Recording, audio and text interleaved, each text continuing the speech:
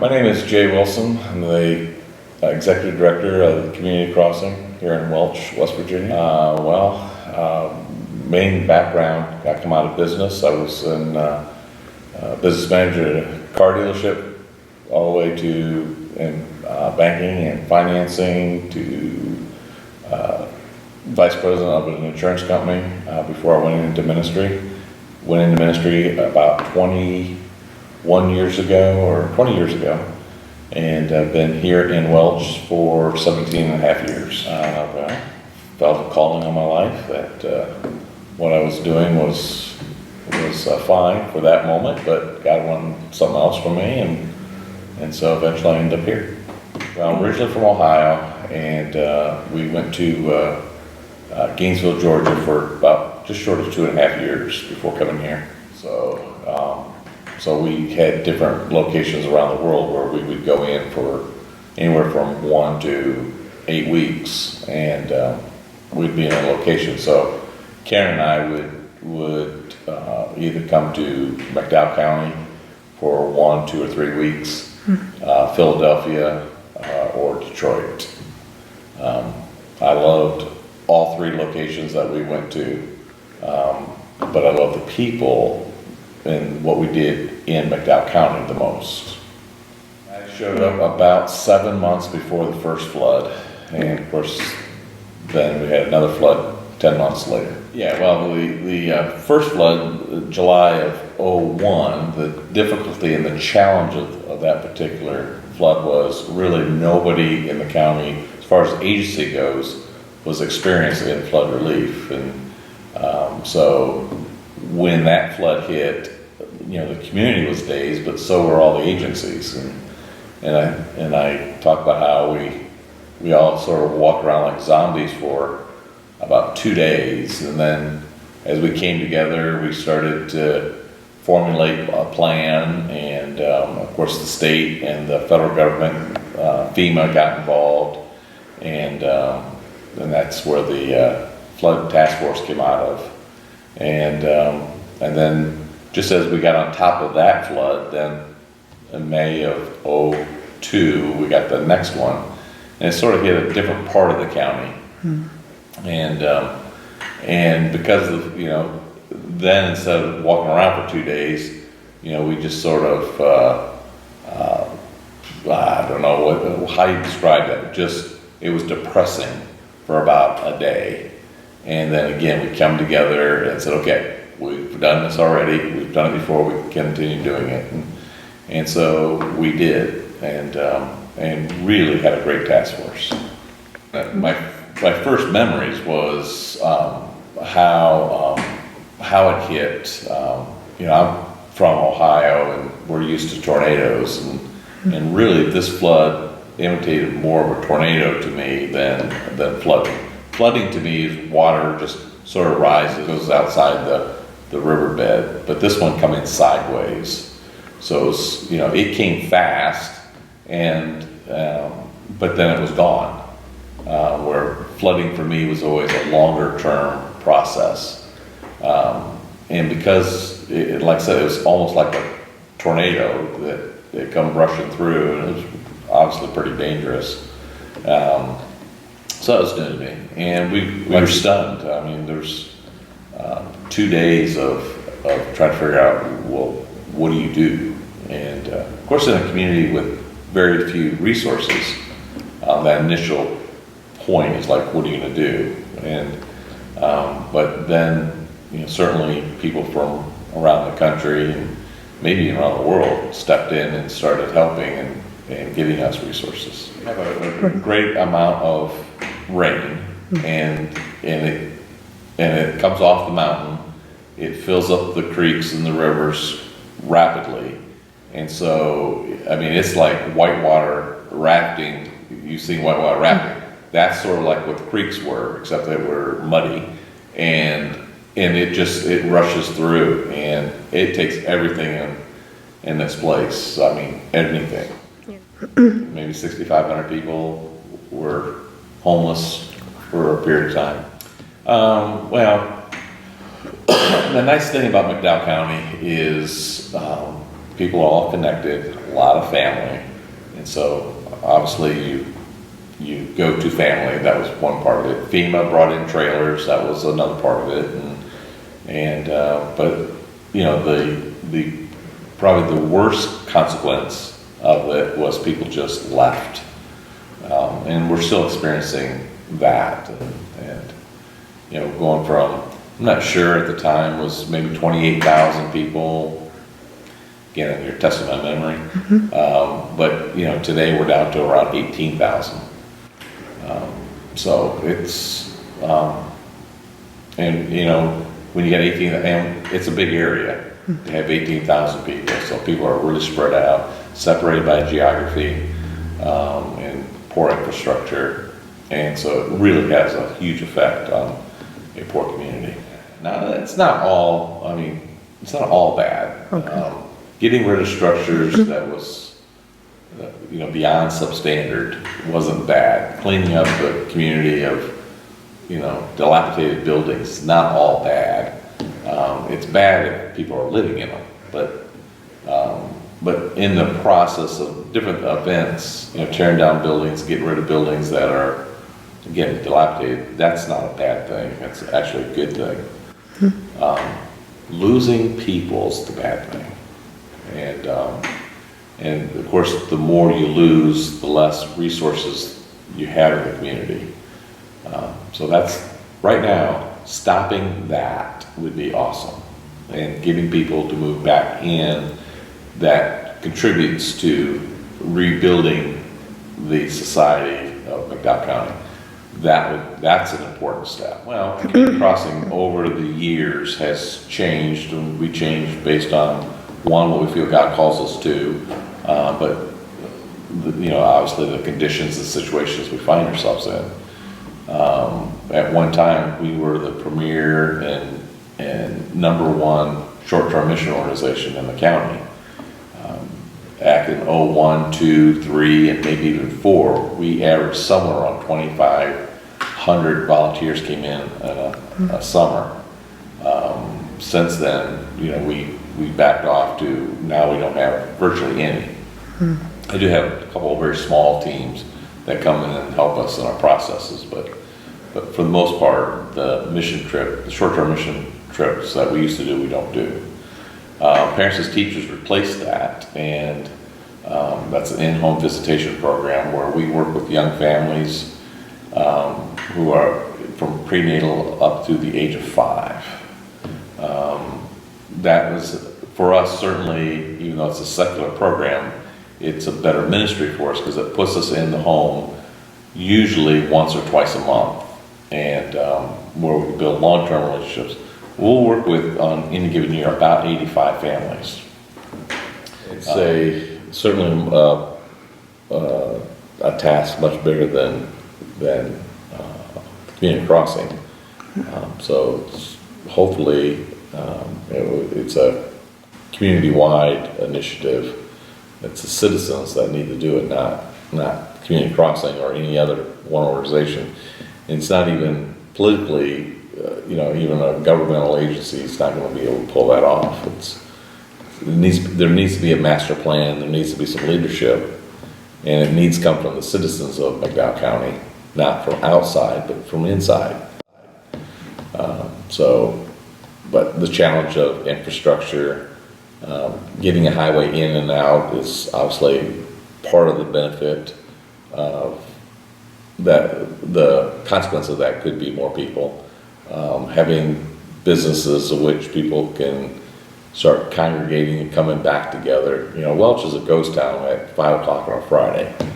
It needs to be vibrant. There needs to be a reason to come to Welch. And there are things going on that hopefully will start that process of bringing people together. And one is, good news does not travel fast. And we have agencies, reporters coming from all over the world, and usually their assessments are inaccurate. The reports are not accurate at all. We had a reporter from, I think, Israel talk about the problem we have here is we have wooden pipes. And it's like, I'm sorry, we don't have wooden pipes. I never heard of wooden pipes. So you have a lot of that misinformation, or they'll take the worst case scenario and paint that as if that's all of McDowell County. That's not true. So you have a lot of that. And then you have a lot of organizations that profit from our poverty. And a lot of them mean well. They get grants to come and study McDowell County. So their intentions are good, but the reality is they're profiting from our poverty. And that was part of my issue with doing short-term mission trips, and is bringing in these groups into the county to do work is a good thing. And if the money that they bring to pay for their fee for coming and the materials stayed in the county, that's a great thing. But a lot of the organizations that do that kind of work, the money's going to their corporate office. There was an organization that I was familiar with. Basically, it was bringing in about $120,000 in a summer, of which I figured about $8,000 would stay in the county. The rest went somewhere, to their corporate home office. And I might be critical of them. I mean, they're just running their business, but they're profiting from our poverty and our situation. There's an organization right now that it's a lot of money to come for 2.5 days. How much of that money stays in the county? Maybe none, or virtually, in percentage-wise, probably less than 1% of that money. And they're making, so a lot of money. Again, their intentions are good, and the hopes are that the people they're bringing are going to want to invest in McDowell County and help it recover.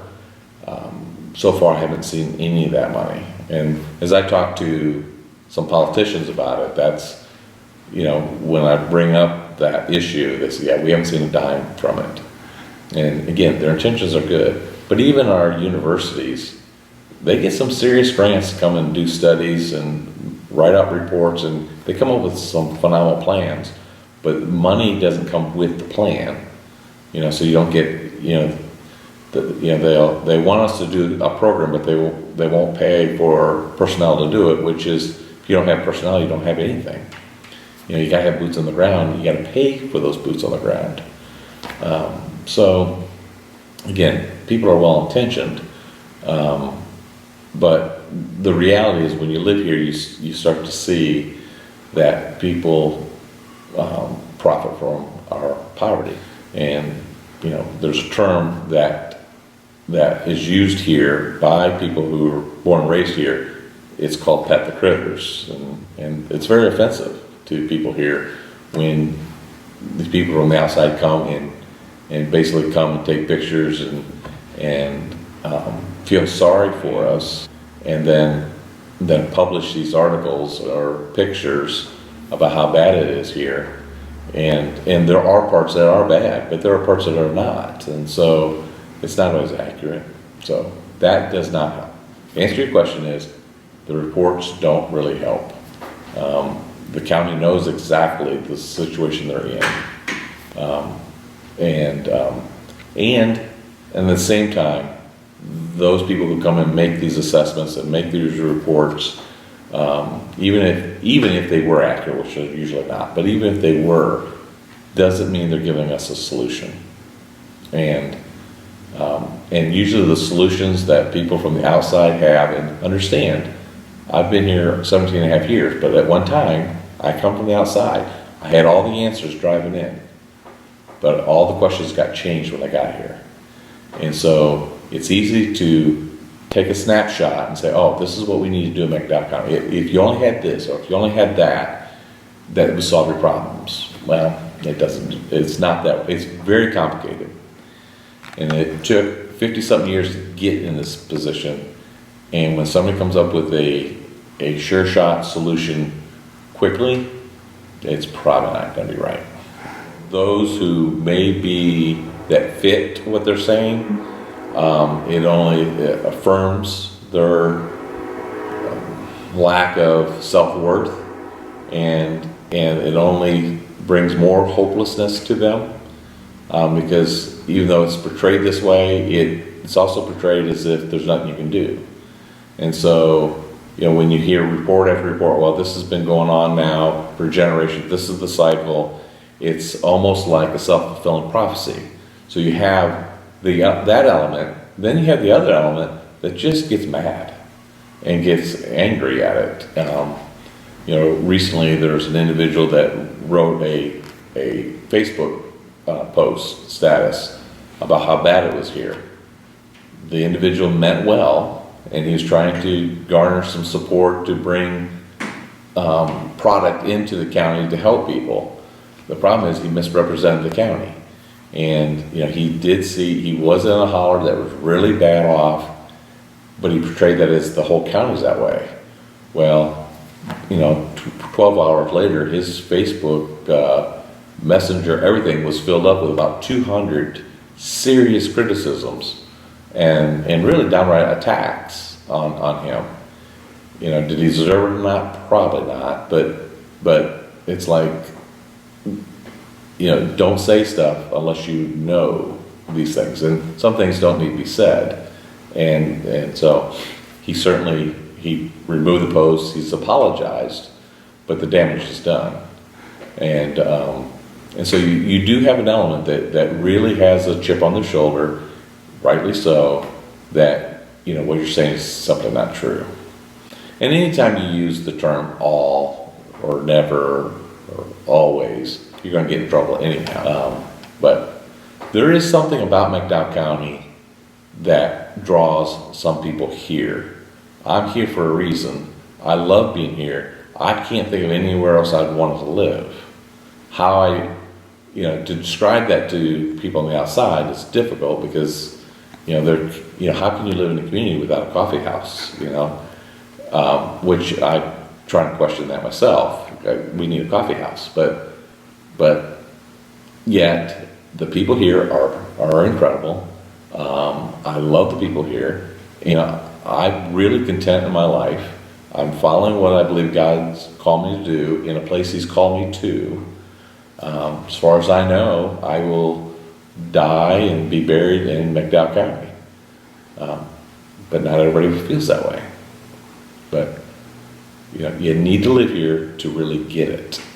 There's very little opportunity here, but that's also an excuse. Some other levels that we don't have stuff to do here. Well, we do, but people don't do them. And one of my irritations is that we have some good things going on, but people aren't participating. Just as an example, we have a theater. Matter of fact, when they put the theater in, it was the first stadium-style seating theater in the state of West Virginia, according to my understanding. So we had something that nobody else in the state had. Now we only have 3 screens, but they're stadium style. It was state of the art when we got that, and yet, my wife and I went and saw a movie on I think it was Saturday afternoon. We were the only ones in the theater, and if the theater closed down because they're not making any money, then everybody's going to be up in arms. See, we can't keep, they're taking this away from us. Well, you have it, you should use it. And if you don't use it, then you're going to lose it. There's a 5K race or, run every month. And I don't know for sure, but it's probably about 35 people, and maybe more than half of them are not from McDowell County. It's a great event. It's really good opportunity for people to move and exercise, but also to fellowship and be together and build community. It's a great community builder, and yet we're not getting community to come out to it. So there's McDowell County is a tough place to group people, to get people to come to any events, to do anything, unless it's a free giveaway, and then you can get a good crowd. But we've had some good stuff that doesn't get attended. Well, like I said earlier, you just have to live here to understand it and to appreciate it. And it's a slower pace of life. I'm from Ohio, Toledo area. I go back to Perrysburg, which is where we lived. My wife and I, before we went into ministry, it's booming. Every restaurant is packed. You have to, go out to dinner, a sit-down restaurant. You have to wait anywhere from 45 minutes to an hour and a half, which to me is crazy. Traffic is horrendous, and you get from one part to the other part is a challenge. Everybody's moving, and there's no conversations. Everything's done electronically. If you go about anywhere, any restaurant, everybody's got their phone, and nobody's talking to each other at the table. This is just life. I mean, everything's fast-paced. There's a lot of opportunities. A lot of people take advantage of those opportunities, but people are not really connected. So it has its own form of being dysfunctional. In McDowell County, it's the opposite, and it's equally or more probably dysfunctional than the hurried life. But at least people are connected, and you can have real conversations because you can't get phone service everywhere in McDowell County. So there are some advantages to it. We raised our two youngest ones in the county, and one of them still works for me. And we wouldn't have traded places anywhere. It was a good place to raise our kids. And we stayed and we're still very connected to our kids. And I think part of that is because of McDowell County. The people in McDowell County are incredible people. Really, the nicest people on the planet are in McDowell County. So that's the positive. Another way of looking at it is we don't have it figured out, and so a guy who likes to fix things, this certainly is an attractive place because you can make a difference here. If I went to Perrysburg, Ohio, or Toledo, or anywhere, if I can go anywhere where it's a larger population, my chances of affecting anybody's life is very slim. But here, you could come here and you can make a difference in a lot of people's lives, but ultimately the whole community. You can have a greater impact. So, if it was all good, then there's no benefit to improvement. But as bad as it is, there's obviously benefit to improvement, but there's a lot of room to improve. And so if you're willing to take on the challenge of really making a difference in people's lives and leaving a legacy which is life-changing, you can be a world changer in McDowell County, where somewhere else, you're probably wasting your time. But you can, enjoy the benefits of where you're at, no matter where you're at. And we have chosen to enjoy the benefits of McDowell County.